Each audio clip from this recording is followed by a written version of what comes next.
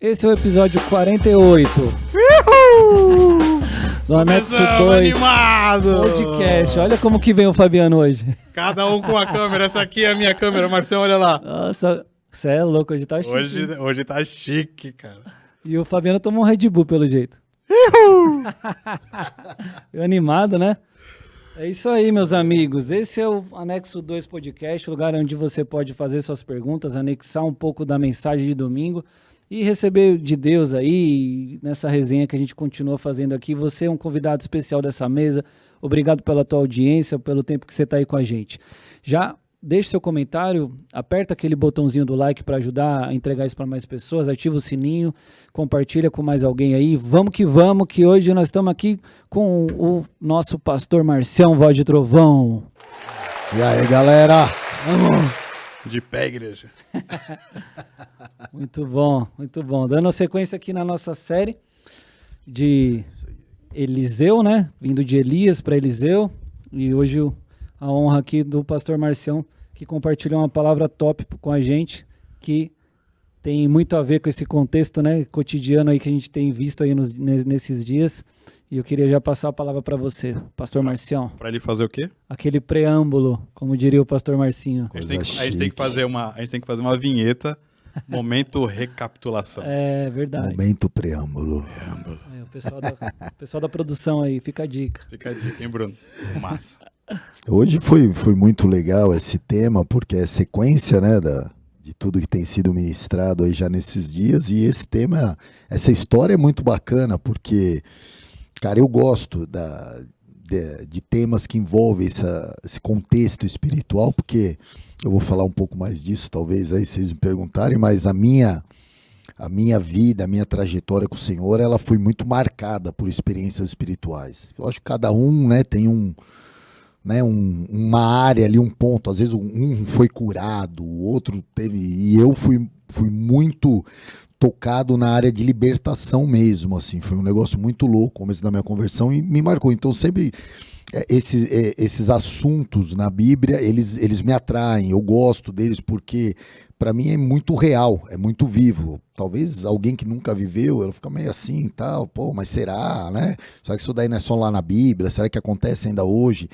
E essa história é muito louca, porque ela fala, né, de um momento de avanço do exército inimigo, o exército da Síria ali, que fala que é os arameus, né? Que é um povo que, na verdade, eles eram um povo oriundo ali meio da região da Mesopotâmia, ali daquela região da Síria, um pouquinho ali da região do Líbano e parte da Turquia também. Uma parte da Turquia ali. Era um povo meio que daquela região, um povo meio misto ali e que falava a língua aramaica. Por isso que eles eram chamados, né, de arameus, e que foi uma língua muito importante naquela época, naquela região ali também.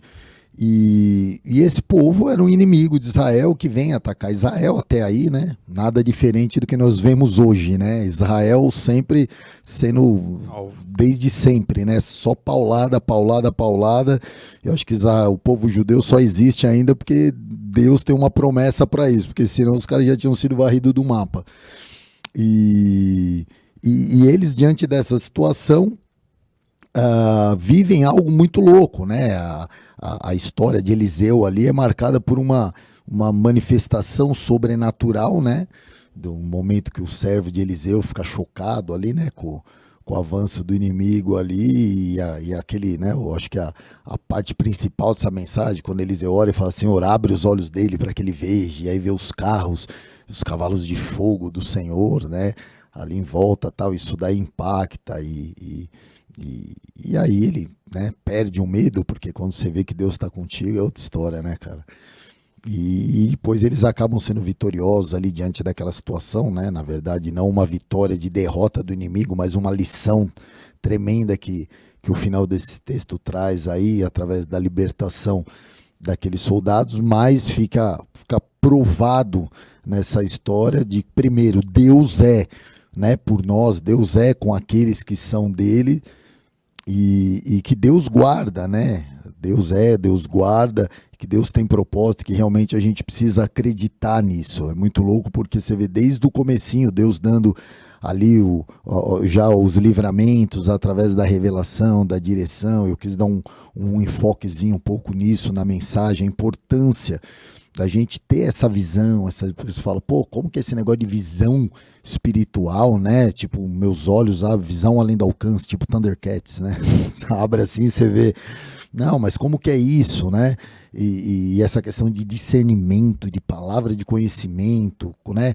Como que Eliseu sabia onde que os caras estavam armando a emboscada para pegar o exército. Você fala, cara, que loucura, hoje os caras precisam de radares, muita tecnologia hoje, né? Um monte de tecnologia para tentar pegar ali onde que está os esconderijos do inimigo, onde que tem as ciladas ali. E naquela época Deus vinha, fazia uma linha direta ali com o profeta, ele falava, ó, não vai por ali, não vai por ali, não vai por ali. Pronto, resolveu o problema. Loucura, né? E essa história é muito louca, né? Basicamente isso daí, cara, dá para tirar muito caldo daí dela. Muito top. Esse contexto sempre de guerra do Antigo Testamento, o Marcinho costuma falar isso, né? Aquilo que no Antigo Testamento era natural, no Novo Testamento é espiritual. Você sempre faz essa analogia, assim, essa analogia mesmo quando você vê um texto no Antigo Testamento, isso se remete ao contexto de guerra espiritual, assim, hoje? Muita coisa você consegue associar, até mesmo as profecias de muitos profetas, ali especialmente os profetas maiores, você vai ver que ela tinha um contexto ali dentro daquele momento de algo que o povo vivia, mas ela também tinha um desdobramento profético de algo que aconteceria no futuro. Então você pega, por exemplo, Isaías, que foi um profeta messiânico, né? Você vai ver que muita coisa ele profetizou sobre o que o povo estava vivendo naquele momento, mas que também faziam relação àquilo que Jesus cumpriria mais adiante, confirmando aquela palavra que era uma revelação de Deus. Então você vê que há essa associação em alguns casos. Que é a chave do meu carro. Peraí. Valeu, Marcão. Valeu, Marcones. E você vê que então você tem essa associação com o profético, com algo momentâneo e com algo futuro, e você também tem muita revelação espiritual em situações que acontecer. Esse texto, por exemplo, ele não só tem uma conexão com uma realidade espiritual de guerra, né? Por isso que eu gosto de usar muita referência bíblica, que é para você mostrar que tem uma referência paralelo, né, com o Novo Testamento, que você não está inventando aquilo, você não está criando uma coisa. Não, existe. Jesus falou algumas coisas ali, Paulo mencionou outros que fazem conexão com a ideia que você está trazendo, relacionando ao texto. Mas que também você vê que dentro do próprio texto você tem um contexto espiritual louco, porque foi uma batalha ali que não foi vencida na força militar, foi uma batalha que foi vencida no poder de Deus, na revelação de Deus. Só isso por si já é algo que traz, que já te leva para dentro de um contexto espiritual, né? Será que a gente vai ver isso nesses dias, cara? Assim, um negócio, eu tava viajando esses dias com a guerra de Israel e tal. A gente vai ver um negócio sobrenatural acontecer. Você crê nisso, Marcelo? Cara, Israel já viveu muitas situações sobrenaturais. A última guerra que Israel viveu, que foi a Guerra dos 6 Dias, antes dessa guerra, ela foi vencida, cara, espiritualmente. Ela foi vencida por uma intervenção de Deus, né? Era impossível Israel prevalecer sobre os ataques ali. Da mesma forma hoje, né, gente? Vamos lá. Você fala, pô, você tem os Estados Unidos aí que tá dando apoio para Israel, mas, cara, você tem os Estados Unidos. Do outro lado, você tem o mundo árabe inteiro ali, né? O persa, né? Ali, você tem, cara, a China, que já mostrou claramente o lado de apoio, Rússia, Irã, cara, você tem o resto do mundo. Você tem dos 5 maiores exércitos, 4 que estão de um lado e um do outro. Então, é difícil. Pela lógica, você fala, cara, se for um conflito isolado entre Israel e os árabes ali, o Islã, vamos falar assim, que na verdade você não pode falar árabe, porque não são só árabes. Você pega por o Irã, por exemplo, são os persas. Então, você tem ali, na verdade, uma religião, né, contra os judeus, contra Israel. Então, vamos falar que seja uma guerra do Islã contra Israel. Pô, cara, não tem, né? Se você, pela lógica humana, Israel é engolido. Né? Se você pensa numa escalada, numa guerra mais a nível mundial, onde você tem aí OTAN de um lado apoiando Israel e você tem o BRICS do outro lado, né? Então você já vê isso já bem informadinho apoiando o outro lado, cara, você também tem uma força militar muito forte a favor do Islã ali, a favor dos inimigos de Israel. Então, em qualquer cenário que você tentar analisar essa guerra, cara, Israel tá no preju. Essa é a real, entendeu?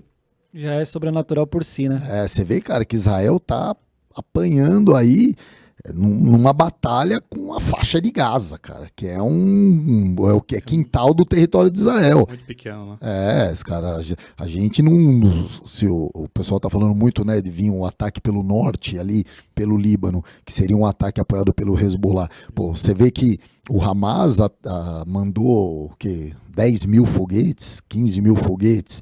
O Hezbollah tem 300 mil foguetes apontados, você entendeu? Fora o apoio que eles ainda têm, que a Turquia falou que se os caras entrarem, eles vão entrar também. Então, aí vira um negócio mundial, aí, cara, pode preparar a chuteira, porque tribulação tá aí, entendeu? Tá? E tudo indica que Mas como você disse na mensagem, teve uma parte que você citou um negócio muito legal na mensagem. Meu, pode vir guerra, pode vir tudo, minha fé não tá firmado nisso aqui, né? Sim. Sempre que a gente faz essa análise, né? A gente faz, óbvio, dentro de um âmbito natural, dentro de uma lógica humana. A gente olha, né, dentro daquilo que é um noticiado, aquilo que vamos falar assim, os civis, as pessoas participam. Agora, óbvio, aqueles que estão em Cristo, sua esperança é outra, né, cara? É o que eu falo, o máximo que o inimigo pode fazer é matar tua carne. Esse é o máximo que ele pode fazer, porque, cara, a tua alma ele não pode tocar, a não ser que você dê permissão para isso. Mas fora isso, então, cara, é uma guerra que você não tem muito o que temer, se a tua esperança está na eternidade. Agora, se você tem esperança só nesse mundo aqui, aí, como Paulo disse, você vai ser um dos mais miseráveis de todos os homens, porque aí, de fato, a briga vai ser feia. Mas é logo que você vê o contexto mesmo, né, desses dias. Porque o primeiro verso aqui desse texto é: o rei da Síria fez guerra contra Israel. Então a gente vê, isso é repetido desde a época da Bíblia. Então, eu tô falando... Parece que é manchete do jornal de hoje. Exato. É verdade. O rei da Síria fez guerra contra Israel. E esse quantas vezes a gente já viu isso? Então, assim, tô falando porque tem... Claro que o nosso público aqui, quem ouve, são que compartilha essa fé, mas de repente ainda tem alguém que talvez seja um pouco incrédulo, ou que talvez está no barulho aí da mídia e tal, e será que é isso mesmo? Então, porque é tanta narrativa, mas você vê aqui, tá no texto bíblico, um negócio que é, sei lá, de quanto que é esse texto aqui? Segunda Reis é quanto antes de Cristo? Cara, pelo menos aí 800. Acho que é isso. Por aí, por volta dos 800 anos antes de Cristo. Só ver certinho, mas... Quase 3.000 anos atrás o texto, entendeu? E é tão real, tão... nada mudou, nada mudou. E não só esse texto, mas se você estuda a história bíblica, cara, você vai ver que tudo que está acontecendo, cara, tá lá na Bíblia.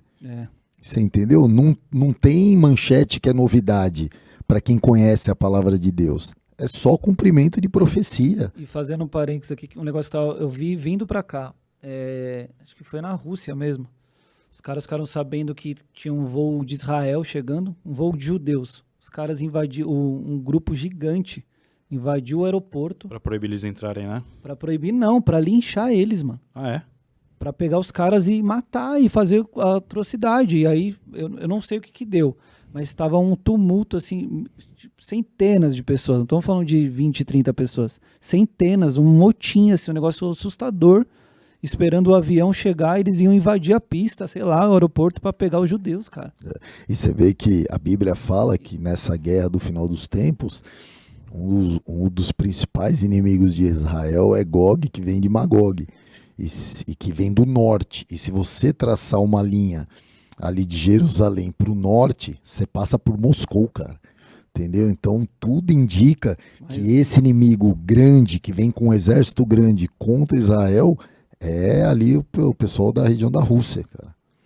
Então, se a Rússia já deixou claro ali de que lado que ela tá, não por ela ser contra Israel, mas porque nessa guerra ela é contra os Estados Unidos, que apoia Israel. Então, se os Estados Unidos apoia Israel, ela tá apoiando do outro lado. Pelo posicionamento político, né? Tudo isso ainda tá meio velado, né? Mas para um bom entendedor, cara, já dá para você fazer a leitura precisa disso. Tem muitos interesses, né? Você tem interesses políticos, você tem interesses econômicos, tem muita coisa em jogo em tudo isso daí, né? Mas, cara, é impressionante como a Bíblia é atual.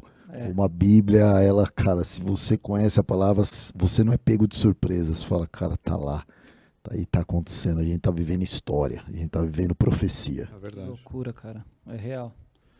E esse lance da guerra tá aí, tipo, para escancarar, acho que para nós mesmos, tudo isso que tá acontecendo. É doideira. Você ouviu falar, não sei se vocês viram, que tem vários testemunhos rolando também de Jesus estar se revelando para uns caras desses caras que são do front lá mesmo, do Estado Islâmico, essa galera toda aí. De Jesus está se revelando. Você viu esses testemunhos? E vi. Inclusive, acho que o filho de um dos líderes do Hamas, né? O cara se converteu e o cara ele fala um monte, né, cara? Ele fala, chorando, né? Mó mentira. Isso daí que a mídia passa, que o Hamas tá ali pelo povo palestino. Tá nada. Os caras, ele fala ele escancara. E ele fala a experiência que ele teve. E ele teve que fugir, teve que sair fora, porque senão os caras matam o cara, né, cara? Ali é um negócio pesado, né? E ele fala que ele viveu uma experiência. Tem um dos caras, acho que do Hezbollah também, que fala chorando. Acho que essa ideia do Hezbollah, que teve uma experiência tremenda com Jesus, que ele estava se sentindo acusado, né? Porque você imagina o que esses caras já viveram, cara, o que os caras já fizeram. Isso, a hora que você coloca a tua cabeça à noite no travesseiro, por mais que você foi criado e preparado para viver aquilo deve pesar, né, cara? Entendeu? E ele estava se sentindo o acusado mal e Jesus se revelou a ele falando, filho, eu te perdoo. E tal, e cara, o cara falou que isso foi uma experiência... E ele chora, ele é tremendo, cara. Você vê que o cara viveu um negócio poderoso mesmo. E aí você vê, pô, Jesus fez isso com Saulo, cara. E hoje o contexto é o mesmo, imagina, que louco. E Saulo era um perseguidor. A gente precisa entender uma coisa, e isso é muito importante, inclusive para os cristãos, porque assim, como a Bíblia fala muito da nação de Israel e do povo de Israel, e se fala muito ali na Bíblia que Deus é por Israel, ore por Jerusalém, pela paz em Jerusalém, tudo, a gente acaba, às vezes, ficando um pouco cego para a realidade do contexto de guerra, tá? E até tomando um certo partidarismo, cara. A real é que você precisa ser muito cauteloso. Por quê? Porque Deus é pelo povo de Israel. Só que você não se esqueça que na história, Deus muitas vezes foi contra a nação de Israel por conta do posicionamento que eles tinham. E Deus puniu a nação de Israel. Não é que os sírios invadiram, não é que os babilônios invadiram porque eles eram mais fortes. Não, foi Deus que permitiu como punição ao povo por conta daquilo que o povo estava fazendo. Então, muitas vezes, as coisas acontecem como um despertar de Deus mesmo para aquilo que o povo está vivendo. Porque, cara, você fala, como cristão, tá? Você ama o povo judeu, né? Eu falei hoje na palavra, né? Israel é a mulher que do seu descendente, né? Vem o remanescente que somos nós. Óbvio, a gente foi enxertado, né? nessa videira e a gente sabe que eles são ali os ramos originais, tem tudo isso, tem todo esse contexto. Só que, cara, você não pode esquecer que lá em Israel, por exemplo, hoje, você tem acho que 3% da população que é cristão. Sendo que desses 3%, acho que 1% é protestante. O resto você tem entre católicos e ortodoxos. Então, nós estamos falando de uma nação que é de Deus, mas que está distante da revelação profética de Deus, que nos conduz para Jesus Cristo. E, portanto, cara, ela está tão perdida quanto qualquer outra pessoa que não tem Jesus. E, às vezes, Deus precisa ativar o megafone dele para que as pessoas despertem, entendeu? E se voltem ao Senhor. A gente sabe que profeticamente, escatologicamente, a Bíblia fala sobre um engano que ainda virá sobre eles, de um falso Messias, né? Alguém que vem com essa paz, essa falsa paz, estabelecendo em meio a um cenário desfavorável para Israel, que pode acontecer em meio a esse conflito que eles estão passando. Então a gente pode ver uma escalada desse conflito, Israel ficando numa situação bem complicada e de repente se levantar uma pessoa que vai trazer uma falsa paz. A Bíblia faz uma associação dessa pessoa possivelmente com a figura do anticristo e que seria recebido por muitos judeus como o Messias, que não foi recebido em Jesus. Então cara, a gente está vivendo um cenário profético, escatológico absurdo. É muita coisa que está acontecendo, que está em jogo, que está nas entrelinhas. E se a gente estiver bem atento, cara, você vai ver que as coisas estão acontecendo. E dependendo dos próximos capítulos, cara, é loucura. Não dá para você imaginar que você fala assim, cara, você tem noção de que, não vou dizer que seja isso ou que aconteça isso, mas, cara, que dependendo do que acontecesse, a gente poderia estar entrando no período da tribulação, cara. Cara, dependendo do que acontece, você pensa se escala uma guerra mundial hoje. Pô, você estoura uma bomba aqui, outra ali, acontece um negócio aqui, acontece um negócio ali. Você entendeu? Israel se vê numa situação dessa, de repente se levanta um líder propondo uma paz, sai algum tipo de acordo onde o terceiro templo possa ser reerguido. Você olha para isso e fala, meu Deus, nós estamos vivendo a tribulação, você entendeu? E aí você entra numa parada que você fala assim, tá, e se a gente tá vivendo a tribulação, e aí?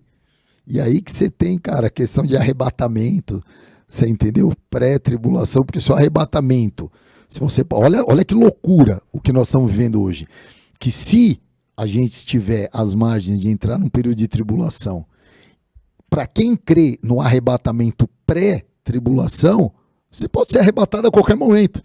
A gente está aqui, você pode ser arrebatado. Você entendeu? Tem algumas pessoas conhecidas que crê no...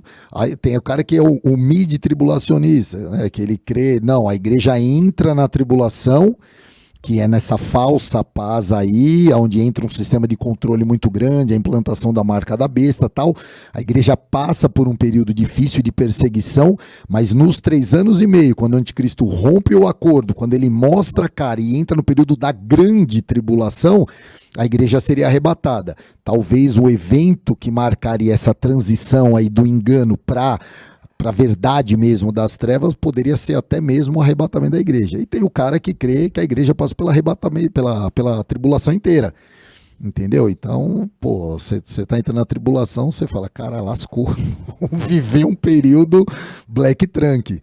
Você entendeu? Eu tenho minha linha de pensamento, sei que cada um tem a sua, mas é loucura, cara. É muito louco. Você crê que é antes? Que a igreja sobe antes?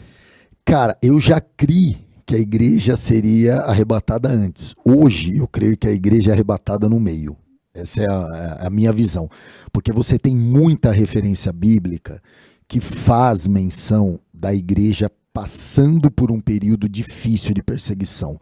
E quando a gente fala sobre a igreja, você não pode tratar a igreja isoladamente. A igreja lá na África é perseguida. Não, a igreja no mundo. Sim. E hoje a gente ainda não tem um cenário desse, tá? Mesmo no Brasil você tem uma liberdade religiosa, você pode falar, a gente ainda não vive. A gente sabe que tá em curso um plano das trevas para se criar isso aqui no Brasil como em outros países, né? A gente vê que uma situação como essa, por exemplo, da guerra entre Israel que está acontecendo, né, contra... os palestinos, contra o povo islâmico, você começa a criar uma ira no coração do povo islâmico, né, dos árabes, dos palestinos, contra os judeus e, por consequência, contra os cristãos, que não tem nada a ver com o negócio.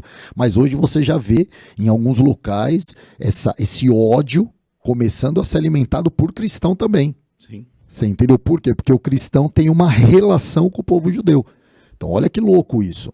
Como a mídia tem esse poder de criar esse ódio entre as partes e isso começar a reverberar e, de repente, cara, você tá andando na rua e você fala, eu sou cristão, e o cara te ataca, te mete a mão na cara, e você fala, meu, não sei nem por que eu tô apanhando. Você entendeu? Porque a mídia tem esse poder. Então a gente vê tudo isso, né? Você falou na sua mensagem sobre a polarização, né? Uhum, deu uma ênfase nisso daí. As polarizações, elas trazem muito ódio, muito...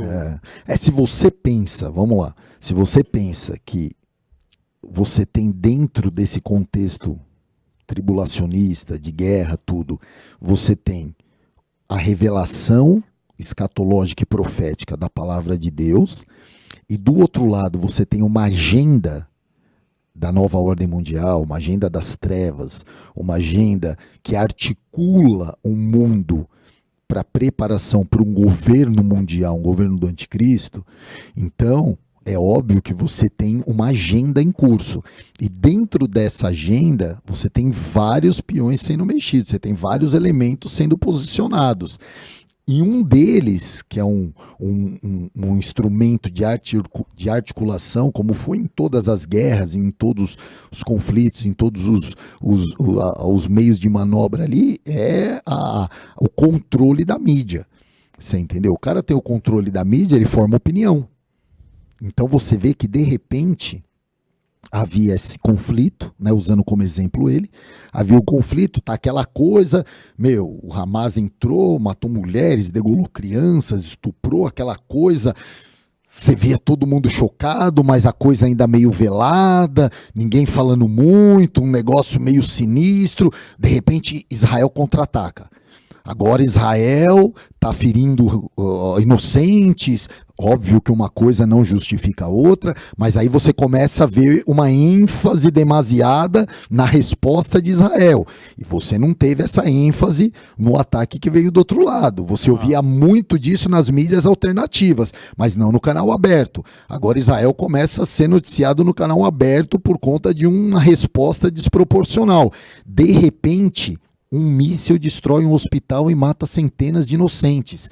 Cara, ninguém averigou o negócio, ninguém avaliou. Os caras já mandaram na mídia que foi Israel que tinha acertado. Cara, isso, se você parar e ver nos fatos, isso foi o que mobilizou o Islã no mundo inteiro se levantar contra Israel. Você entendeu? Isso mobilizou os países que apoiam os palestinos a se levantarem. Você entendeu? Isso fez o mundo se voltar contra Israel, sendo que o foguete que atingiu o hospital nem de Israel foi, pelo que os caras conseguiram avaliar e chegar à conclusão. Foi um foguete lançado por eles mesmos.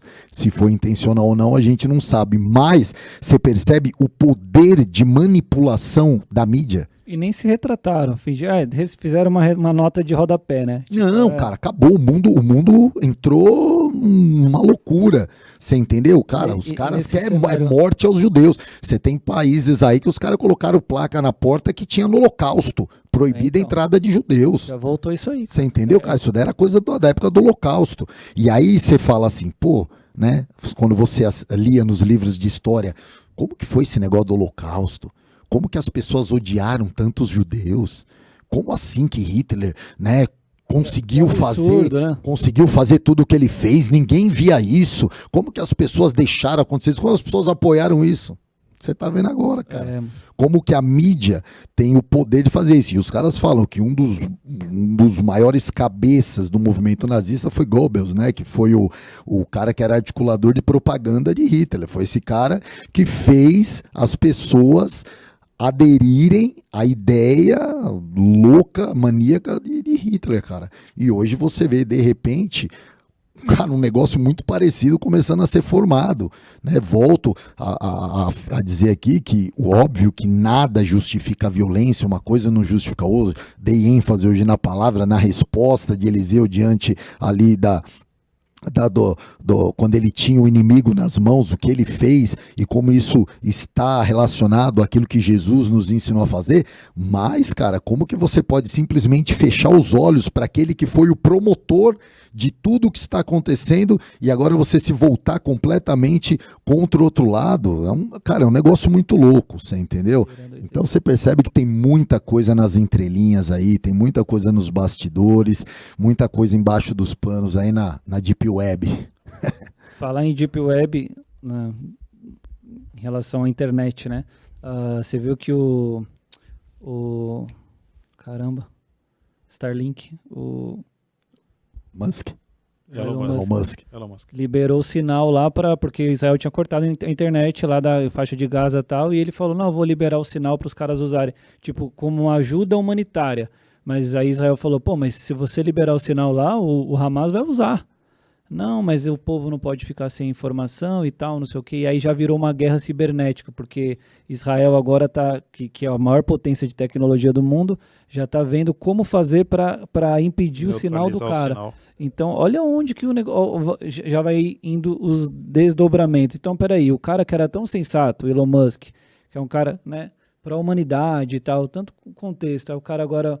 Olha como que é sutil, que é o que você está falando. Ah, não, mas aí eu vou lá e agora eu banco e libero um sinal de internet, que é um negócio, teoricamente, parece bobo, mas é o que move a informação dos caras e tal. Você vê, cara, que agora, na verdade, as pessoas que, dentro dessa manobra, querem estabelecer um apoio ao outro lado contra Israel, qual é o argumento que eles têm agora? É o povo palestino, os civis palestinos, que estão ali, que são alvos das atrocidades que Israel está fazendo, dos bombardeios, dos ataques e tal. Só que, cara, é louco, por quê? Porque de um lado você tem um exército, e quando você mata um soldado, você sabe que você matou um soldado, do outro lado você tem terroristas que se escondem no meio dos civis.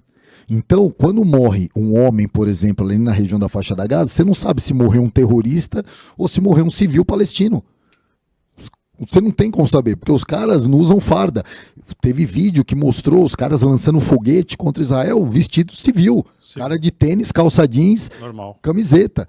E aí você fala, cara, se esse cara morre, os caras vão lá, noticia filme e falam assim, ó, mataram um civil, um camponês que estava ali.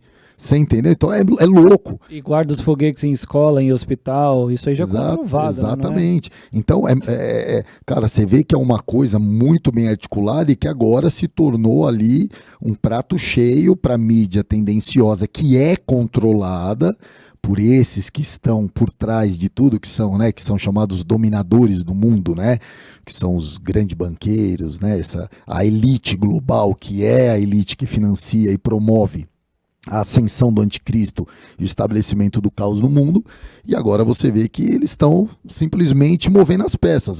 A impressão que eu tenho quando eu olho para o cenário hoje é que assim, foi startado uma situação que agora as peças estão sendo movidas, colocando cada uma em seus devidos lugares, para que estiver tudo ajustado, bum, a coisa vai acontecer. Quando acontecer, vai ser uma coisa muito rápida, muito breve, porque hoje, se você pensa a nível de uma guerra, de uma 3G, de uma guerra mundial, cara, você não tem uma guerra que vai durar um ano. Você tem uma guerra que dura ou dias ou meses, no máximo. Você entendeu? Ou poucos meses ou dias, porque, cara, hoje é uma bomba atômica ali, é uma bomba atômica ali, acabou. Você entendeu? Você colapsou. Hoje nós temos um mundo globalizado. Você não tem dois países isolados guerreando um contra o outro. Hoje uma guerra mundial é diferente da Segunda Guerra Mundial, que nego ia lá, mandava avião num país, aí atacava o outro, aí o outro era aliado, aí vinha o avião. Cara, hoje você tem um país que ele consegue disparar mísseis intercontinentais, que ele ataca o país onde ele quiser. O outro também. Então hoje a força nuclear que você tem hoje de armas nucleares no mundo, você acaba com o mundo, não sei quantas vezes. Então uma guerra hoje não perdura muito. Uma guerra mundial com grandes potências envolvidas seria algo muito rápido. Só que rápido o suficiente para quê? Para que venha a intervenção de alguém, ou de uma organização, ou de um país, ou de uma pessoa, que coloca ordem, estabelece paz. E por que os peões precisam ser mexidos, as peças precisam ser organizadas? Porque para que quando isso aconteça, você entendeu? A solução já venha com o estabelecimento de tudo que precisa ser estabelecido ali, o plano de controle, tudo aquilo mais que vem agora para subjugar e estabelecer um mundo no modelo desse governo. Né? É o que a gente tem visto aí, né, acontecendo. Deixa eu voltar ao nosso outro arrebatamento. Eu também li e comecei a ver uns negócios na mídia, um pouco antes da guerra de Israel. Começou a aparecer muita coisa de extraterrestre. Não sei se você chegou a ver isso aí. Vive. O próprio governo do México. Sim. Não foi um negócio de... Divulgou até a imagem. Foi o governo que divulgou. E aí a NASA também abriu uns documentos. Então aquilo que a gente ouvia, sei lá, 20 anos atrás, quem dá muita atenção, começaram a dar muita ênfase nisso. E muitas aparições nos céus e tal, e não sei o quê, que também hoje... Vamos lá, né? Os caras falam de OVNI. Há 20 anos atrás era meio assustador você ver um negócio voando. Mas como que você identifica? Porque hoje tem drone. O drone ele é um OVNI, basicamente. Se você projeta um drone daqui e coloca uma luzinha nele diferente, sei lá, e põe ele para voar no meio do mato lá. É porque não sei aonde apareceu um objeto não identificado e luzes que aparecem e somem. Um drone ele pode acender um flash muito forte e apagar. Nossa, sumiu a luz. Então tem um monte de vídeo desse. Mas por que eu tô falando isso? Porque tem uma teoria que diz que eles estão preparando essa narrativa mesmo e vai ficar cada vez mais forte para... Quando aconteceu o arrebatamento, eles vão dar essa justificativa. Eu já ouvi. A gente Hollywood já demonstrou isso para nós quantas e quantas vezes, né? Você precisa pensar que quantas coisas que nós estamos vivendo hoje, alguns anos atrás, se você falasse sobre isso, era a teoria da conspiração. Ninguém dava crédito para isso. Isso daí é teoria da conspiração. Isso daí é conversa de maluco. Isso daí nunca vai acontecer. Coisas que hoje nós estamos vivendo. Que você pega a vida. Você lembra do Enéas? Lembro. O Enéas, cara, era tratado como um lunático, como um maluco. Pega as coisas que ele falou há um tempo atrás hoje. Não errou uma. Você entendeu? Então, você pega, cara, os malucão, os loucão, teóricos da conspiração, não sei o quê. Opa, tem muita coisa que está se mostrando verdadeira. Então, acho que o tempo é um grande aliado nisso. Agora, óbvio, para nós, sempre... Qual que é a nossa bússola? Qual que é aquilo que nos instrui e que precisa nos guiar e nos conduzir? É a revelação da palavra de Deus. É a Bíblia, cara. Então, tudo você precisa trazer a luz da palavra de Deus. Tudo você precisa estar ali. Cara, a palavra de Deus tem referência disso, fala sobre isso, a palavra de Deus traz... Cara... Eu não sei, a Bíblia não, pelo menos explicitamente, ela não fala sobre isso. Óbvio que muitas coisas que a Bíblia narra que vão acontecer, a gente sabe que isso vai ter um contexto louco. Porque, cara, quando você fala que o Senhor volta nas nuvens e aqueles que morreram serão ressuscitados ali e subirão, e depois aqueles que estiverem vivos serão arrebatados. Cara, você já parou para pensar isso? O nego que está morto, ressuscitando, e assim como quando Jesus ressuscitou, a palavra fala que durante 40 dias que ele esteve com seus discípulos, cara, nego que tinha morrido ressuscitou e andava no meio da galera. Cara, você já parou para que loucura? De repente aquele brother que morreu, você fala, cara, o que você tá fazendo aqui? Você não tava morto, né? Tá vindo dar um rolê aqui, daqui a pouco tô subindo, né? Então, quando você traz isso para um entendimento racional e para um plano lógico, alguma coisa precisa acontecer para trazer uma justificação para isso. Você entendeu? Se você pensa que de outro lado tem uma agenda e tem um plano maligno de dominação, cara, os caras não podem deixar que absolutamente nada o que é explícito na Bíblia aconteça sem ter uma justificação para aquilo que traga descrédito ou que cale a voz bíblica. Por isso que hoje você vê uma investida muito forte para impedir a Bíblia ou descredibilizar a Bíblia. Então você vê, aonde a Bíblia ainda é permitida, né, porque tem muitos lugares que já não é mais permitida, existe uma força muito grande para quê? Para você trazer descrédito, dizer que a Bíblia é um livro desatualizado, é um livro antigo, um livro que hoje ele discrimina muito, ele é racista, você entendeu? Ele se desfaz das classes menores e tal, e aí você vê pessoas dentro do meio cristãos que se dizem cristãos e pastores falando a Bíblia precisa ser reescrita. Então, e o que isso traz? Isso traz descrédito para a palavra de Deus. Consequentemente, eles vão tirando a revelação bíblica de cena e vão substituindo ela por algum outro tipo de relação. Então, dentro disso, faz sentido com que você crie algum tipo de movimento para justificar, você entendeu? Aquilo que eles sabem, porque eles sabem muito bem o que vai acontecer. Você acha que esse avanço que a gente está tendo tecnológico, que é exponencial, né? O Marcinho já falou bastante sobre isso, né? Durante um determinado período da humanidade, a tecnologia ela teve um certo avanço e a partir de um determinado momento esse avanço ele foi exponencial.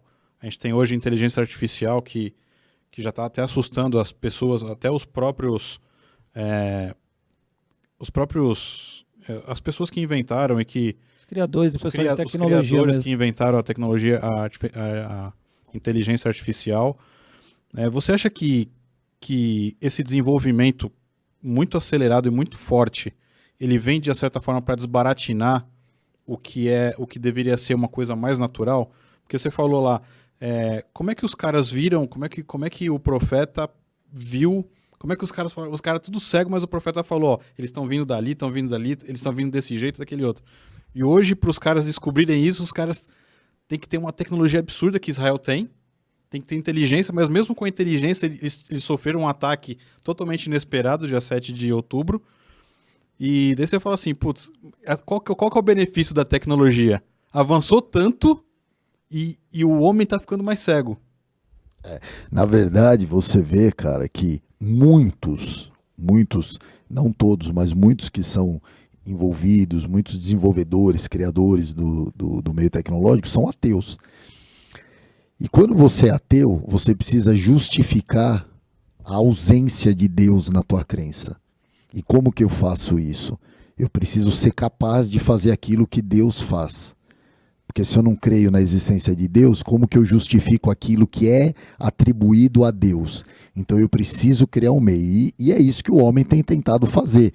É isso que a ciência tem tentado fazer, e a inteligência artificial agora surge com muita força nesse sentido, de querer até mesmo criar ser humano, né?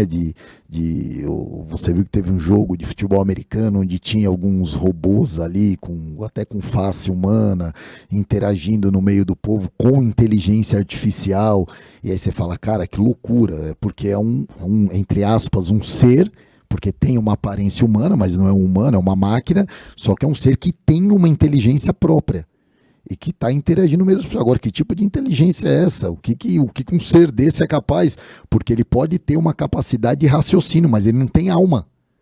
Você entendeu? E você já imaginou o que é uma pessoa que raciocina pela lógica, mas não tem alma? Não tem emoção. Uma lógica absurda de velocidade. Não tem emoção, não tem sentimentos. É como se eu olhasse para você e falasse assim, ó, você cometeu um erro, você deve morrer. Pau.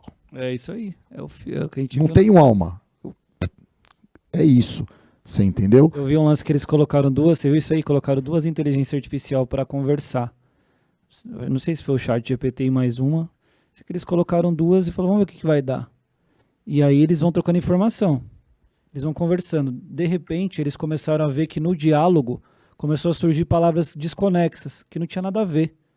Não, peraí. Eles começaram a analisar aquilo. Cara, sabe o que estava acontecendo? Eles estavam falando em código. As inteligências criaram uma própria linguagem. Que bizarro. Para desviar do... Ninguém conseguia decifrar o que eles estavam falando. Não conseguia decifrar. Eles já estavam se comunicando. Aí eles desligaram. Dizem que eles desligaram assustados e falaram, cara, que loucura, não dá. Teve aquele filme, né, que é um filme animado lá, desenho, que é a... Como que chama, caramba? Que tem a menininha, o cachorro lá, o molequinho, a família. Simpson?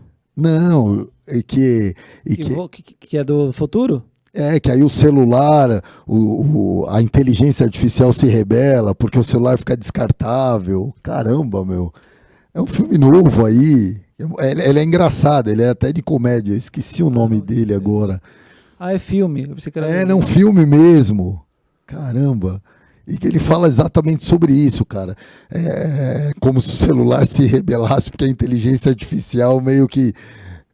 Cara, é uma família, eu esqueci o nome, mas é muito engraçado o filme, só que ele retrata exatamente isso. E, cara, olha que loucura. Uma coisa que eu já dei uma viajada e que tá dentro desse contexto eu vou jogar aqui.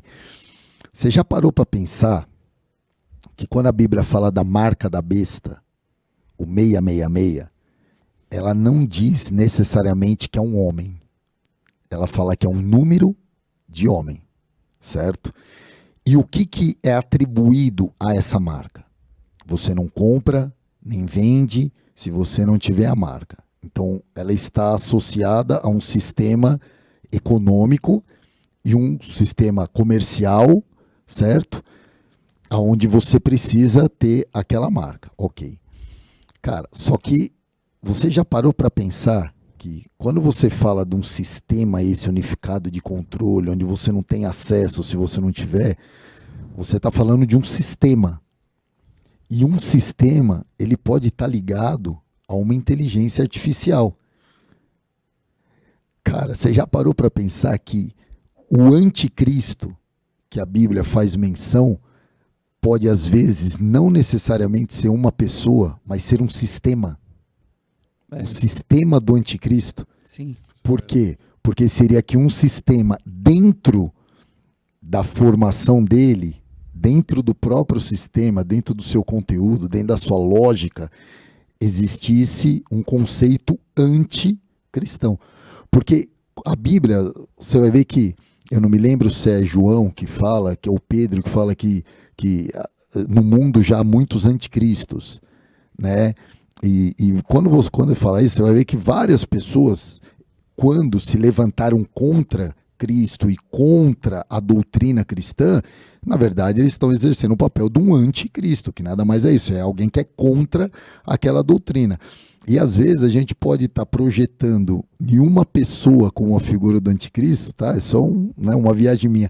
Mas, cara, você já parou para pensar que isso pode ter uma relação com um sistema, e às vezes um sistema ligado a uma inteligência artificial, cara, algo que algo que substituiria o papel humano, mas que estabeleceria algo que vem exatamente contra os princípios e o modelo de mundo que a gente conheceu até então.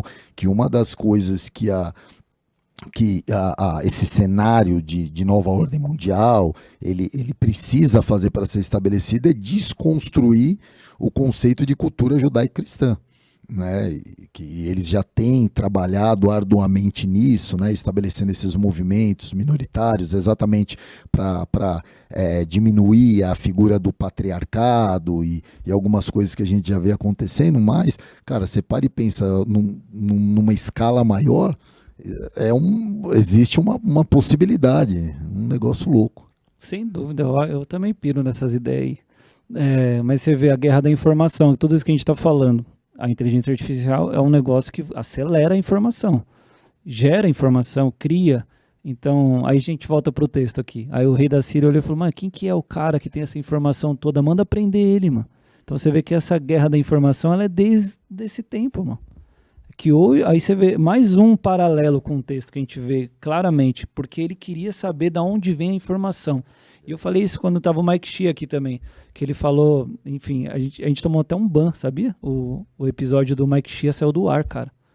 Por isso que muitas coisas que a gente está falando aqui, talvez... Tem que fazer um... nós temos que fazer, tem que falar igual o Daniel Lopes, né? Ele cria uns nomes.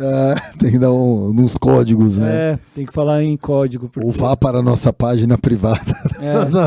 Ou a gente pode criar uma sala, né? Uma sala secreta. Sala secreta. Só por R$12,90, brincadeira. Mas o que eu tava falando? Da inteligência artificial. Que na visão dele, ele disse que a própria internet é o próprio inimigo. já codificado, vamos dizer Sim. assim. Tem um certo sentido. O Lamartine falou uma vez sobre o www, Isso, né? ele fala disso aí também, que faz referência do 666, né, e tal. Mas se você for pensar, Satanás, ele sempre tenta copiar tudo de Deus, certo? Sim. O maior desejo dele é ser criador e tal. E aí uma das coisas que a gente sabe que ele não é onipotente, onipresente, de que forma que onisciente, o que a inteligência artificial faz? Ela tenta estabelecer isso. Ela né? tenta imitar a onisciência, de ter toda a informação num único negócio e criar todas as coisas e é absurdo você ver como que ela... Está como que é presente exponencial. também, né? Onipresença. Por quê? Porque ela não pode estar, mas pode. Sim. Você entendeu? Está em todos os lugares, na mão de todas as pessoas, conhecendo tudo a respeito de você e vigiando você. É o tal do olho que tudo vê, né? Toda a informação tá aí, é o algoritmo que a gente fala, pô. Os caras... Controle total, né? E isso é tão louco na guerra da narrativa e da informação também, naquele outro comentário do Netflix lá também que fala sobre as rigs, lá o dilema das rigs, que os grandes executivos também do Google e tudo mais, eles saem, e aí eles dão um relato. Uma das coisas que eles falam que é assustador do algoritmo é dele entregar uma informação de acordo com o teu perfil. Então não tem mais verdade absoluta. Ao ponto do tipo assim, ó, eu vou fazer uma pesquisa sobre Israel. Para mim, que estou aqui, sou cristão, tal, vem um texto. Para o cara que está na Europa e não é cristão e não segue nenhum padrão judaico-cristão, por exemplo, pode chegar outra informação. Então, assim, não tem verdade absoluta. Ele te entrega de acordo com aquilo que é do teu interesse, vamos dizer assim, porque é a melhor forma dele te dominar e... Não, hoje você já percebe... Isso já nitidamente, acontece, né? Se você fizer uma pesquisa no Google hoje a respeito de algum tema cristão, antes vinha como resposta muitas pregações de evangélicos mesmo. Hoje, joga uma pesquisa para você ver. Vem muitas respostas de católico, de sites católicos, pouquíssimos de evangélicos, e ainda parece que, se você fizer algumas pesquisas, sempre dos mesmos. Como se viesse sempre, pelo menos nas 2, 3 primeiras páginas, sempre dos mesmos. Então você já percebe que já tem um filtro ali. Você entendeu? Algo já começou a ser colocado, mas é muito louco isso daí, cara. É o controle da informação, né, cara? Quem controla a informação controla a opinião. Você controla a opinião, você controla o mundo. É isso aí, é assim que os caras têm mudado o mundo. Você pega o mundo hoje em relação ao mundo que nós vimos lá atrás. Cara, esse negócio de narrativa é tão absurdo que você vê. Olha que loucura isso. Pessoas do movimento LGBTQI+, apoiando o Hamas, apoiando os palestinos, que abomina isso. Que se você for um homossexual em qualquer país aonde eles têm a doutrina extrema, tudo bem, né? Não, mas mesmo... Mas o Hamas é um absurdo, então, e eles defendem o Hamas. Não, mas mesmo o palestino, que é o islâmico radical, eles não aceitam. Cara, o homossexual é digno de morte. Sim. Por lei, entendeu? Né? Isso é lei, né? Peraí. Então, eu sou inimigo do cristão porque a palavra de Deus condena o comportamento. Mas fala pra amar. Você entendeu? Mas eu não mato um homossexual. Eu simplesmente falo, olha, a Bíblia desaprova e condena a sua opinião. Discurso de ódio. Discurso de ódio. Agora, o cara que mata a pessoa, ele merece o meu apoio porque ele está guerreando contra o meu inimigo. É assim. E o que é mais absurdo de tudo, cara, Israel tem a maior parada gay do mundo. É em Tel Aviv. Então, você entendeu? Cara, olha o poder. Isso é para você ver o poder de influência e manipulação da mídia. Isso entrou no coração, cara, dos jovens hoje. Através das universidades, através aí dos canais alternativos. Cara, se formou uma opinião, cara, que é um sofisma. É um negócio que você não consegue debater, você não consegue. Tenta debater com uma pessoa que tem uma opinião contrária à sua, ele não consegue sentar e ter um debate saudável. Ele vai tentar impor a opinião dele. Se você tentar justificar a tua opinião, tentar denunciar, ele não aceita. Você entendeu? No melhor cenário, ele vai ser ríspido com você, ele vai te atacar, ele vai sair das linhas ali do respeito, e no pior cenário, ele sai do diálogo e vai embora e dá as costas para você. Você vai falar que você é louco, que você é fanático, que você é não sei o quê, cara, porque as pessoas foram de tal maneira e defendem que você tem que apoiar a democracia, né? O regime democrático, né? O regime de tolerância e respeito, cara. É louco o que a gente vê acontecendo hoje culturalmente por conta desse poder de influência da mídia é uma coisa assustadora, cara. Meu Deus. E esse é o cenário aí, cara, que nós estamos vivendo. Você tá acompanhando a gente aí, não sei como que você tá. A gente andou bastante de lado. Não, né? mas deve estar tipo, meu Deus, mas é isso, cara, não tem... Tá dentro do contexto. Mas teve um momento ali na pregação que eu acho que foi o alvo da mensagem, que quando você fala assim que ali tem um determinado momento que você deixa de ser alvo para ser ameaça. Você deixa de ser o que está sendo perseguido para ir atrás de quem está te ameaçando. Como é que acontece essa virada de chave? Porque você vê que dentro do texto ali, enquanto o servo de Eliseu estava cego para a realidade espiritual, ele se sentia ameaçado, né? Ele se sentia ali cercado, pressionado, oprimido. Quando os olhos dele são abertos e ele vê o exército do Senhor a favor dele, ele tem um novo ânimo agora. Agora, mais é aqueles que estão conosco. E na sequência, Eliseu ora e agora aqueles que enxergavam, agora ficam cegos. Então agora eles que estavam subjugando estão subjugados. Você entendeu? Dentro de um contexto espiritual, isso é o que acontece nas nossas vidas. Cara, eu, antes, vou usar a minha vida como exemplo. Antes de me converter, eu era uma pessoa que, assim, eu fiz muita coisa errada na minha vida. Muita coisa errada. Magoei muitas pessoas, feri muitas pessoas, tive muito problema com envolvimento com álcool, com droga, envolvido com pessoas e situações erradas. Só que eu tinha alguns princípios na minha vida, pouca coisa ali que meus pais conseguiram me passar. Como, por exemplo, eu sempre tive responsabilidade com o trabalho. Então, mesmo que às vezes eu ficava viradão, loucão, chegava ali virado na segunda-feira, 5 horas da manhã, eu tomava um banho, tomava um café e ia trabalhar. Você entendeu? Então, eu sempre tive essa responsabilidade. Mas, cara, eu vivi muita coisa errada. E eu fui uma pessoa que tinha uma vida muito aberta à influência maligna. Então, era óbvio. Quem me conhecia, as pessoas que me conheciam de onde eu morava, cara, ninguém tinha esperança em mim. Eu era tipo, acho que o gadareno lá, que as pessoas que eram da região olhavam e falavam, aquele ali não tem jeito, entendeu? Porque não via esperança. Sabe, uma pessoa que respira coisa errada, respira o mal, respira, sabe? E nem minha família cria mais. Então eu era uma pessoa completamente subjugada pelas trevas que se alimentavam do meu pecado e que me influenciavam a fazer coisas e viver coisas contrárias, absolutamente contrárias à vontade de Deus. Cara, um dia eu fui e tive uma experiência com Jesus. O que aconteceu nessa experiência? Meus olhos foram abertos. Literalmente, porque agora eu comecei a enxergar a vida de uma maneira que antes eu não via. Então eu achava que, cara, se eu bebia, se eu usava droga, eu estava destruindo minha vida, eu não estava fazendo mal para ninguém.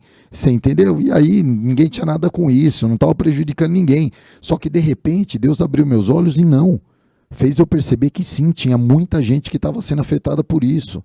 Minha mãe estava sofrendo, meu pai estava sofrendo, a namorada que eu tinha na época estava sofrendo, pessoas que me amavam estavam sofrendo, e fora as pessoas que eu fiz sofrer inconscientemente por conta do estado ali de drogado que eu estava ali, muitas vezes, ou alcoolizado, cara, então eu fazia, não estava fazendo mal só para mim, eu estava fazendo mal para muitas pessoas, e às vezes pessoas que me amavam como meus pais que sofriam calados, né, que choravam e sofriam vendo a minha situação, mas que não queriam me perder completamente. Que, cara, você vê teu filho, ainda que ele faça a pior das coisas, é teu filho, você amas, cara, você não, né, você não quer jogar uma pá de terra em cima da cabeça dele, você vai lutar até o último respiro. E graças a Deus por isso, porque foi graças à intercessão, à oração da minha mãe que um dia eu fui alcançado por Jesus.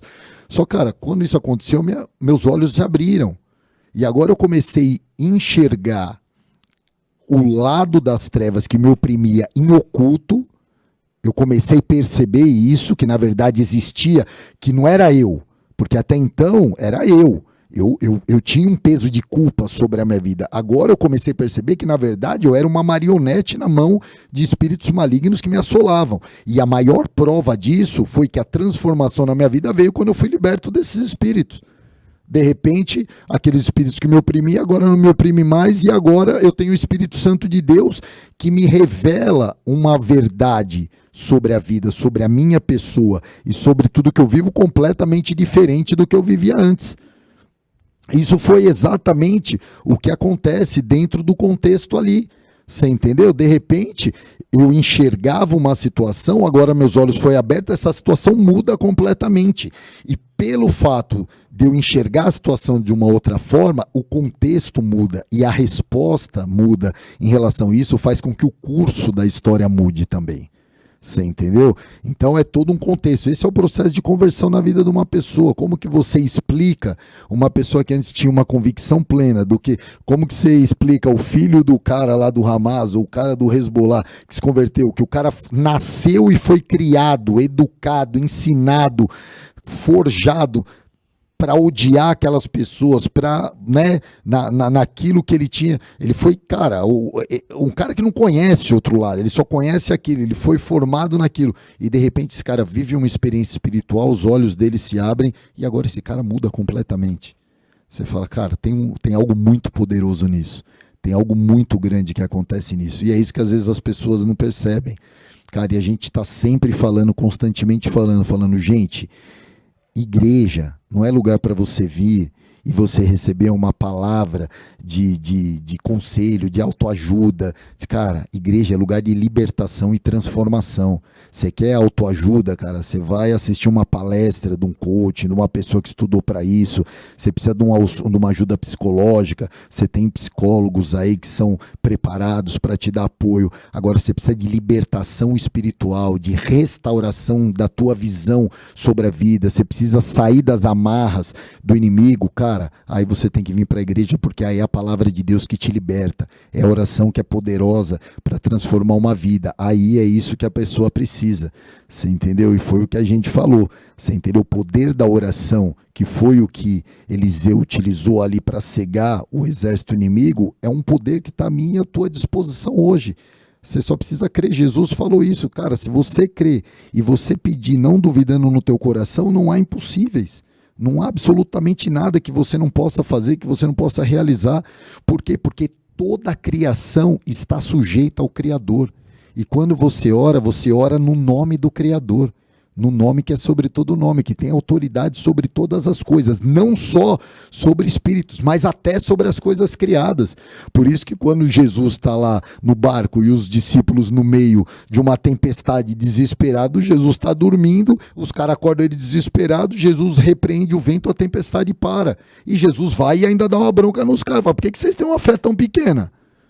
Vocês não entenderam que eu sou o autor da vida, o criador do mar, do ar, de todas as coisas, e eu estou aqui com vocês, vocês estão com medo do quê? Eu tenho poder sobre tudo isso. Você entendeu? Óbvio que dentro do contexto ali, né? Imagino que não seria nada fácil. Quando Jesus anda sobre as águas, o que ele está mostrando para os discípulos? Ele está mostrando, eu tenho domínio, porque eu criei. Eu tenho senhorio sobre isso. E isso se estende a tudo que foi criado. Tudo que foi criado inclui as coisas visíveis e as coisas invisíveis. Potestades, principados, poderes, tudo está sob o governo e o controle de Jesus.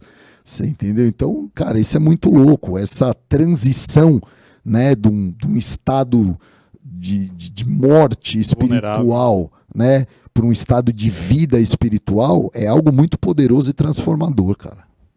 Caramba, top. Que aula, hein? É. Caramba. Duas perguntas. Primeiro, eu já vi você testemunhando que você era assolado por demônio e viu, tinha sensações. Mas e do reino da luz? Você já viu o anjo, Marcião? Não, na verdade, eu também nunca vi demônio. Vi assim, sabe? Sensação só, né? Não, eu já vi vultos e já vi coisas saindo do lugar e já... Porque assim, Deus, minha mãe tinha o dom de ver. Minha mãe tinha visão aberta. Então, quando eu era endemoniado, minha mãe via os demônios.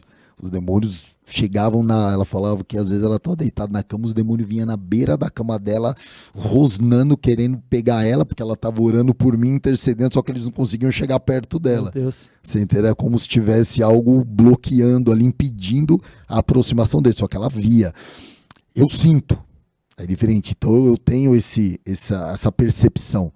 Tanto se uma pessoa chega para mim com um demônio, quanto se eu chego num lugar, ou se eu estou num lugar e chego. E no começo da minha conversão eu vivi muito isso. Você entendeu? Tive muitas experiências sobrenaturais, assim mesmo, de tormento mesmo, assim, que são coisa louca, sabe, cara? Ao ponto de eu falar, cara, será que eu tô ficando maluco, né? Será que o que eu tô vivendo é eu que tô batendo a nave, tô ficando biruta, por conta de tanto tempo que eu usei droga, né? E no começo eu pensei isso mesmo, cara. Só que de repente eu comecei a entender a palavra de Deus e comecei a perceber, né? Como meus olhos começaram a ser abertos. E aí eu comecei compreender essa realidade espiritual e as estratégias, como eu fiz menção na palavra também, que você vê que, né, o rei da Síria tinha uma estratégia de colocar as emboscadas. Então Satanás, ele é astuto, ele age com estratégias, e eu percebi as estratégias, sabe, tentando me minar de um lado, tentando me pegar do outro, tentando me acertar do outro, tanto com situações naturais, quanto com situações espirituais, me assombrando, me atormentando nas madrugadas, mas também usando pessoas, você entendeu? Assim, para tentar me derrubar. Cara, aconteceu coisa louca, eu era usuário de droga, de repente aparece um amigo meu, eu com 2 semanas de conversão, fala, cara, eu tô com um negócio, eu preciso te mostrar. E o cara me chama e de repente ele me mostra um tijolo de droga, que é um negócio que tava em trânsito de tráfico internacional, e fala, cara, podemos experimentar isso aqui, sabe? Aquelas coisas que um cara que era usuário, de repente aquela menina que eu era apaixonado desde a adolescência, me liga e fala, meu, eu queria te ver. Eu falo, mas como que você arrumou meu telefone? Não, que eu encontrei o fulano, conheci o ciclano, e eu perguntei de você, e o fulano tinha, e de repente eu chego ali e a menina fala, eu tava atrás de você, é você que eu quero, que não sei o quê, e ser recém-convertido, você fala, cara, peraí, como assim? E aí, né, talvez por uma mente natural, vai falar, mas é coincidência, acontece com todo mundo. Mas trazendo isso para o contexto espiritual, eu comecei a ver as coisas que estavam acontecendo. E Deus foi mostrando, cara. Muita coisa louca que aconteceu. O meu primeiro ano de conversão, cara, dava um livro. Assim, se fosse falar todas as experiências que eu vivi, as situações loucas que eu presenciei, que eu passei tanto de opressão pelo lado das trevas, quanto de revelação do lado de Deus, cara, porque sempre que eu vivi uma opressão e eu clamava por Deus, Deus vinha, intervia, e eu comecei a ver como o poder de Deus é infinitamente superior ao poder das trevas. Você começou a ter muito discernimento, né? Sim, porque as trevas, elas têm legalidade sobre a tua vida quando você não tem o discernimento, quando você não tem Deus, ou quando você está em brecha, você está em pecado. Então, cara, o cara fica vulnerável. Você pega, por exemplo, um cara que ele ama Jesus, ele vem para a igreja e tal, só que ele é viciado em pornografia. Usar esse exemplo. Cara, ele é um escravo das trevas. Tem um demônio que escraviza ele, que subjuga. E prova disso é que fala para ele tentar sair daquilo. Você vai ver como que é difícil. A não ser que ele se quebrante verdadeiramente, peça ajuda e abra o coração para que alguém ajude ele orando, intercedendo e num processo de libertação mesmo, ele não consegue sair. Esse cara, ainda que ele conheça Jesus, ele ama Jesus, ele é sujeito às trevas. Então esse cara certamente ele vai ser influenciado pelo mal, ele vai sofrer opressões pelo mal e ele muitas vezes não vai discernir, porque ele acaba ficando meio cego para algumas verdades espirituais. Satanás consegue distorcer as verdades espirituais, por quê? Porque ele ainda está comendo na mão do inimigo. Você entendeu? Esse é um grande perigo. Agora, quando a pessoa se sujeita ao processo de mudança, de transformação, se sujeita a Deus, quebranta o coração e permite que Deus faça a obra de restauração, aí sim os olhos dela são abertos, que foi o que aconteceu, por exemplo, que o Cauê falou com o apóstolo Paulo. Você entendeu? Enquanto ele estava batendo ali que não, que ele conhecia a palavra, que ele conhecia a lei, que ele sabia como que era, ainda ele achou que estava a serviço de Deus e servindo o diabo, perseguindo os cristãos. Um dia Jesus se revelou a ele e, né, literalmente, né, ele ficou cego e depois caíram as escamas dos olhos dele e agora ele começou a enxergar. E esse cara foi completamente transformado. Se tornou um dos maiores evangelistas, maiores apóstolos da palavra de Deus. Você fala, como? Uma experiência que ele transitou do reino das trevas para o reino da luz. Top. Pegando o gancho aqui pra gente caminhar pro fim, que acho que quanto tempo que a gente tá aí de episódio aí? 1h10. Boa. Eu achei louco esse último verso que fala desse texto, que aí, beleza, aí eles ficaram cegos, depois os olhos, aí o Senhor manda que os olhos deles se abrissem, eles estavam ali em Samaria e tal, e aí o rei fala, e agora, o que a gente faz com esses caras? Podemos matar eles, vamos... E aí... Fala, não, serve pão e água para eles. E aí fala que depois disso serviu um grande banquete. O rei serviu um grande banquete. Eu vou viajar aqui, eu vou cortar para pergunta. Senão eu vou longe. Já ia entrar no banquete do rei. Tem uma pregação inteira aqui, só nesse verso. O rei serviu um grande banquete e aí não teve mais conflito ali. Como que você enxerga esse último verso aí, Marcião? Isso aqui você vê a graça? Cara, eu acho que o que você vê aí foi até o que eu fiz menção na palavra, cara. Você viu uma das maiores lições de Jesus, que é a respeito do perdão. Cara, se você olhar de tudo que Jesus ensinou no tempo que ele esteve aqui nessa terra, junto aos seus discípulos ali, cara, ele fala muito sobre o perdão. Ele fala muito sobre você perdoar, muito sobre você amar.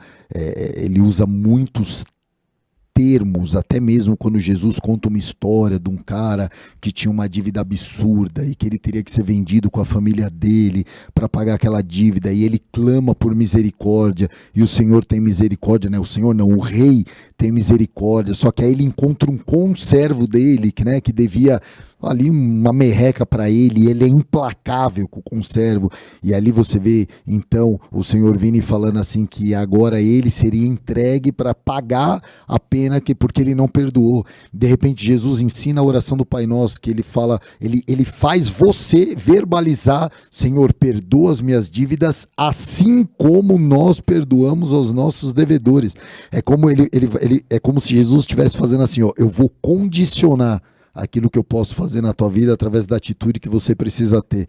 Você percebe? E muitas vezes, quando Jesus, né, traz essa lição para os seus discípulos, Pedro vem ali, acho que todo cheio, Senhor, até quantas vezes meu irmão vai pegar contra mim, eu tenho que perdoar até 7, achando que ele estava estourando. Jesus fala, não até 7, até 70 vezes 7, né, querendo mostrar, cara, você vai ter que perdoar sempre, não tem.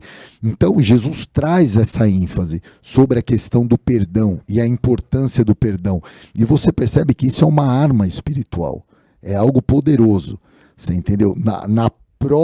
No próximo culto, você vai ver que esse exército sírio volta à atividade. Mas você vai ver que por um tempo ele parou. Por quê, cara? Porque o perdão constrange.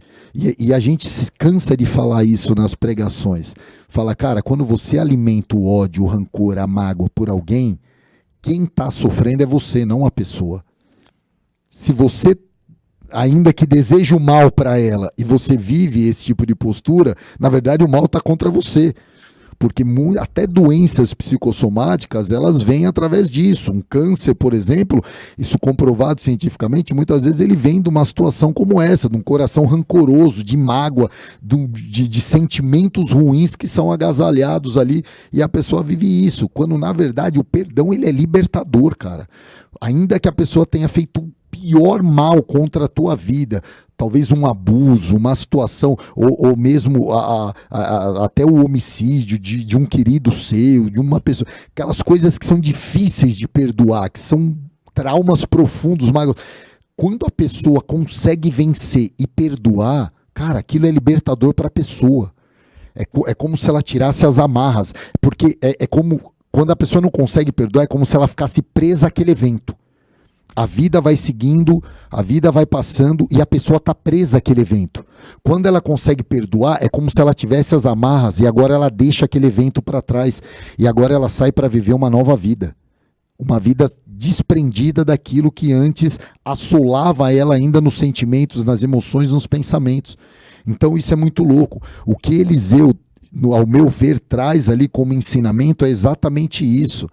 Primeiro, quando ele liberta aqueles soldados, você imagina aqueles caras chegando lá no acampamento do exército deles, e os caras falando, o que aconteceu? Vocês foram lá buscar Eliseu? Quanto tempo faz isso? Por que vocês demoraram? Cadê o cara? Não sei o que. O cara falando, você não vai acreditar o que aconteceu. O cara orou, nós ficamos cegos, ele levou a gente, colocou a gente no meio do exército inimigo em Samaria, a gente estava completamente subjugado, sabe o que os caras fizeram? Deram comida, deram água pra gente, deram um banquete. A palavra fala, deram um banquete pra gente comer e nos despediram sem fazer absolutamente nenhum mal contra a gente e nos libertaram. Cara, você pensa isso pra quem tava lá? O cara fala, como que eu vou sair agora e vou guerrear contra um cara que fez isso? Traz uma confusão danada. Você entendeu? Não dá, né? Isso mostra o poder do amor, cara. O amor é algo muito louco. Eu acho que essa é a maior arma que o cristão tem e tão pouco utilizada. Porque quando você fala em perdoar, quando você fala em aceitar, é o poder do amor. Você entendeu, cara? E o perdão é isso, cara. O perdão acho que é a maior expressão de humildade, de amor, de reconhecimento daquilo que você recebeu de Jesus. E tem muita gente que entra nessa seara e fala, então por que a igreja não aceita algumas coisas? Por que não tem que perdoar? Por que não aceita? Cara, a igreja aceita. Você entendeu? Não é a igreja aceita, Deus aceita. Todas as pessoas, desde que você chegue disposto a mudar aquilo que precisa ser mudado. Você entendeu? A proposta do Senhor é para todos, é para independente de quais sejam os seus apegos, suas ideologias, seus vícios, ele diz, venha como estás. Né? Você que está cansado, você que está oprimido, pode vir. Vem como que você está, mas vem com o coração aberto para receber o que eu tenho para você e poder ser transformado naquilo que é mal e prejudicial para a tua vida. Porque às vezes as pessoas elas não vêm para ser transformadas, elas vêm para querer contradizer a Deus. E aí você tem duas coisas muito diferentes. Você entendeu? Porque esse mesmo exército poderia ter chegado ali e falar, a hora que os caras despedir a gente vai e pega eles na surdina. Você entendeu?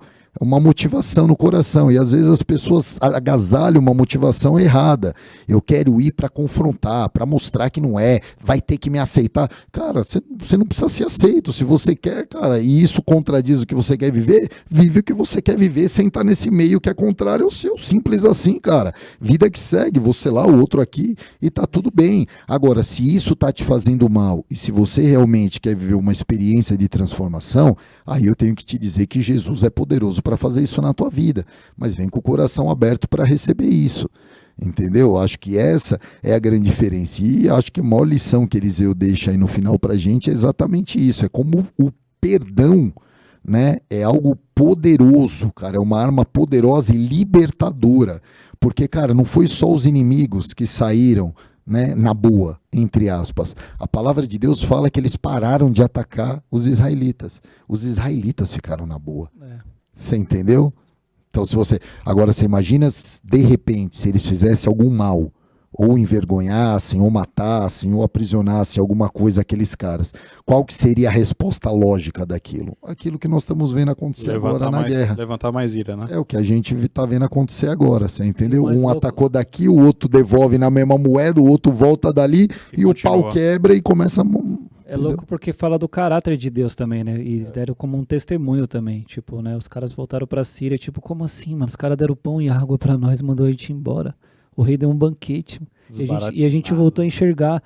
Eu lembrei, sabe de um negócio top? Isso foi em Samaria. E se eu não me engano, aquele episódio, você me corrige se você lembrar, Marcião, que os discípulos também eles estão em Samaria e tal, e os samaritanos eles eram meio, né? Era um lugar meio hostil ali. E se eu não me engano, os filhos de Zebedeu, né? Acho que o Bonerdes lá, tal, que é João e tal, eles falam, quer que a gente clame aos céus Para que desça fogo. Eu citei esse texto da palavra. Eu não peguei essa hora, você falou. Citei esse texto. Foi em Samaria, não foi? Foi, eu citei esse texto. E aí Jesus falou, de que espírito vocês são? Porque eles vinham da Galileia, indo sentido de Jerusalém. E a palavra fala que o povo de Samaria não quis receber ele porque o Jesus tinha aspecto de como quem ia para Jerusalém. Provavelmente ele estava indo para uma festa, com as vestes, com tal, e os caras viram. E havia aquela animosidade ali entre os samaritanos e os judeus, e eles não quiseram receber. Os caras falaram, Senhor, quer que a gente manda descer fogo e fulminar? E aí Jesus vira para ele e fala, cara, vocês não sabem de que espírito vocês são? Você entendeu? E aí é louco, porque que espírito que você é? Você é do Espírito Santo de Deus. E quais são os frutos do Espírito na tua vida? Amor, fé, bondade, benignidade, mansidão, domínio próprio, temperança. E aí você fala, cara, como que eu posso desejar fazer o mal para alguém se o fruto da presença do Espírito na minha vida, ele tem que promover o contrário disso? Louco. Esse texto de 2 Reis é mais um texto, então, que eu gosto sempre de falar isso. A galera acha que a graça é só no Novo Testamento. E tem um monte de texto no Antigo que a gente vê graça. E esse é mais um que está mostrando ali e apontando para Jesus mais uma vez. Top, né? Eu não tinha visto esse lance de Samaria, porque eu peguei pelo YouTube hoje. Foi bem nessa passagem, no finalzinho. Nossa, aí que louco. eu fiz menção dele. Que da hora. Bom demais, cara. Acho que é isso. Já chegamos, acho que 1h20, é isso? 1h20 de rec. Maravilha. Mais alguma coisa, considerações finais, alguma coisa que você quer falar ainda, Marcião? Não, acho que é isso daí, cara. Foi o que eu falei no finalzinho ali na conclusão da mensagem. A nossa preocupação não tem que ser em temer o inimigo, mas em perder a nossa visão espiritual com Deus, perder o nosso discernimento, começar a viver uma vida natural, desprovida da revelação de Deus, se acomodar com isso. Porque uma das coisas que a Bíblia fala é que no final dos tempos viria uma apostasia muito grande sobre a igreja, porque a apostasia vem sobre os crentes, não sobre o ímpio. Não só, porque quem não crê, não crê. Agora, a pessoa que crê e ela começa a esfriar espiritualmente, ela começa a apostatar da fé. E aonde que isso começa a acontecer na vida da pessoa? Quando ela começa a viver a vida espiritual dela de maneira natural. Quando ela para de entender e de compreender as verdades espirituais, a questão do discernimento, a importância de você ter uma conexão com o céu, conexão com o Senhor na tua vida, e você começa a viver uma vida natural, começa a viver uma rotina cristã, sabe? Aquela coisa de que, domingo eu acordo de manhã, vou fazer o que eu tenho que fazer, depois à noite eu vou para a igreja, adoro ali a Deus, pego uma palavra, vai ser legal, na segunda, acordo, vida que segue, vamos lá, vamos trampar, vamos fazer o que tem que fazer, se der na quinta eu vou lá na igreja, pego um cutinho, dou mais uma alimentadinha, se não der, domingão tamo lá e tal. Só que, cara, você não alimenta a tua vida espiritual, você alimenta a tua vida física. Então você começa a pensar e a viver como uma pessoa racional, tudo na tua mente é lógica. Você começa a viver como o servo de Eliseu, enxergando tudo de maneira racional, de maneira lógica, olhando e falando, meu Deus, o inimigo. Só que você não consegue enxergar aquilo que Deus tem para você. Você só consegue enxergar aquilo que o inimigo coloca à tua frente para te oprimir. Você entendeu? Então, acho que a nossa preocupação maior hoje, nesses dias, precisa ser isso. Não temer aquilo que o inimigo pode fazer contra a minha vida, mas temer de perder aquilo que Deus tem para mim. Essa precisa ser a nossa maior preocupação, que eu acho que se nós nos mantemos alinhados com Deus, conectados a Ele, recebendo dEle aquilo que a gente precisa receber, a gente não tem que se preocupar com o inimigo, porque aí a gente vai estar sendo sustentado e fortalecido nele. O inimigo que se preocupe com a gente. Exatamente, aí quem tem que se preocupar é Ele. Muito bom. Amém, é isso aí, muito bom, muito bom. Obrigado mais uma vez pela tua participação aqui. Tamo junto. Mais uma vez eu vou reforçar que você tem sempre um lugar aqui, você sabe disso. Semana que vem acho que vamos estar juntos aí de novo. Vamos estar de novo, então vamos nóis. Estar de novo. Vamos dar continuidade aí a essa saga aí, essa história aí. Maravilha, é isso aí. Tem mais um capítulo dela aí. Vamos pra cima. Isso e aí. É isso, você que tá nos assistindo aí, fique ligado que muito provavelmente você pode ser o próximo a estar aqui com a gente também nessa mesa, viu? Nós estamos experimentando, chamando algumas pessoas que ouvem, que participam, que interagem, têm interesse nesse podcast. Se você é um desse, fica ligado aí, ora aí e né, para que Deus te traga aqui nessa mesa também, vai ser um prazer para nós também. Comenta aqui nos comentários aqui o que você achou desse episódio, dê algumas dicas aí pra gente, interage com a gente aí que a gente vai responder, tá bom? Segue a gente lá no Instagram E vamos com tudo. Compartilha aí. Fala aí, Fabi. Não, eu ia falar uma coisa importante que a gente não pode deixar de passar, a gente está no nosso período de jejum de 40 dias, né? Ah, real. Então hoje o tema foi autoridade, né? Autoridade espiritual. Então, se você é dessa igreja, se você é desse corpo, não esqueça de participar. Como disse o nosso pastor, se você ainda não começou, começa amanhã. É isso aí. Começa amanhã e faz aí esse período, são 40 dias no total. Nas nossas mídias sociais todas tem os motivos de oração. Todo dia a gente tem um motivo específico, mas se envolva. A gente está vivendo o profético. Então, para viver no profético, a gente tem que estar envolvido nas direções que o Espírito Santo tem dado para nós. Então, lembrando que esse jejum ele encerra na conferência profética. Conferência profética. Então, cara, nada mais relevante do que isso, porque a gente vem numa sequência de palavras proféticas, numa direção de Deus, de revelações proféticas, entramos num jejum profético que cai dentro de uma conferência profética num cenário profético escatológico que nós temos vivido, Exatamente. cara. Se isso não te despertar espiritualmente, É isso aí. dende. É isso aí. É Desculpa isso ter aí. te lembrado disso depois. Imagina, tamo junto. Fala de novo aí, compartilha. Compartilha, comenta, segue aí nós no Insta e é isso. Vamos pro próximo episódio aí. Muito obrigado por você ficar até aqui com a gente até o final. Deus abençoe e vamos pro próximo. Valeu, gente. Valeu, Tchau. abraço. Tchau.